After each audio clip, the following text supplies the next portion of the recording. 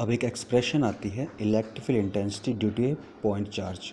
कोई point charge लिया, उसकी किसी पर्टिकुलर पॉइंट पे हमने क्या निकालनी है, इलेक्ट्रिक फील्ड निकालनी है।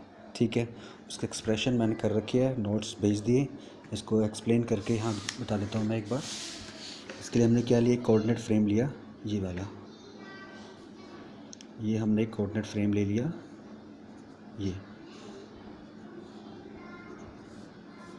ये एक्स एक्सिस, ये वाई एक्सिस और ये जेड एक्सिस, ये ओरिजिन था ओ, और यहाँ पे क्या किया, एक test charge place, source charge place कर दिया क्यू, जो कि ओरिजिन ओ पे था।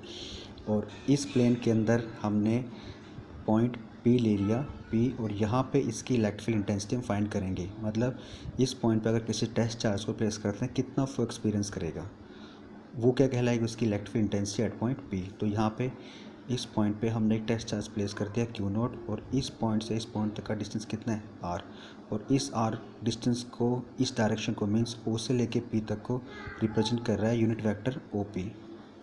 ओ पी को रिप्रेजेंट कर रहा है यूनिट वेक्टर ये।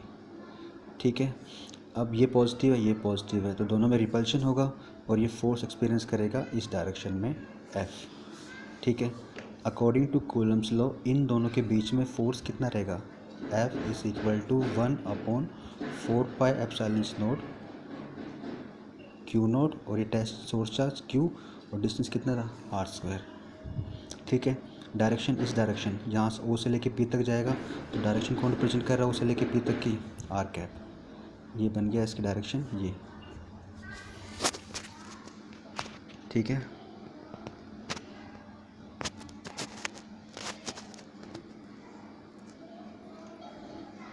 ठीक, ये तो फोर्स एक्सपीरियंस कर रहा है ये टेस्ट चार्ज इस पॉइंट पी के ऊपर। अब हमने क्या फाइंड करनी है, इस इलेक्ट्रिक फील्ड। इलेक्ट्रिक फील्ड की डेफिनेशन क्या होती है, force experience per unit test charge.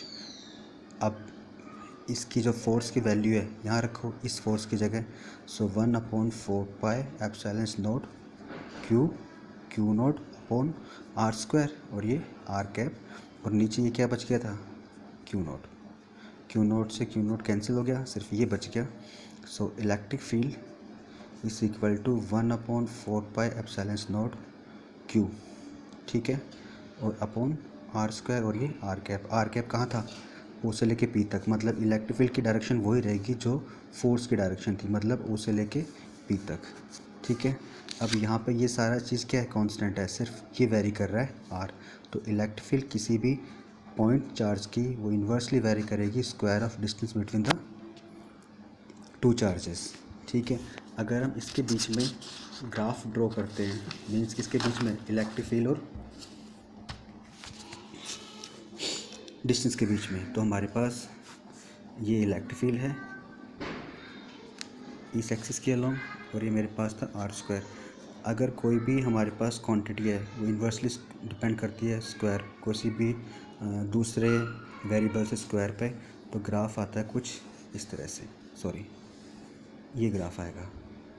ठीक है, अगर मैं इसको सीधे इस तरह लेता हूँ तो मेरे पास क्या आएगा, डायरेक्टली ये इसकी डायरेक्टली प्रोपोर्शनल है, पूरा इन्वर्सल लेता हूँ, तो अगर ये ग्राफ दिया ई और 1/r स्क्वायर, तो ये इसके से डायरेक्टली है, तो ग्राफ कैसा आएगा, स्ट्रेट। अगर मैं इसको भूल जाता हूँ, इन्वर्स लेता हूँ, तो ग्राफ कैसा आता है, इस तरह का। ये बात ध्यान रखना, ग्राफ कई बार पूछा है।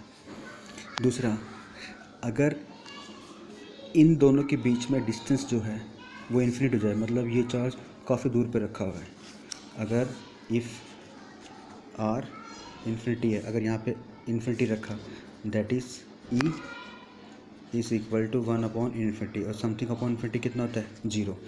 इलेक्ट्रिक फील्ड कितनी हो जाएगी, 0।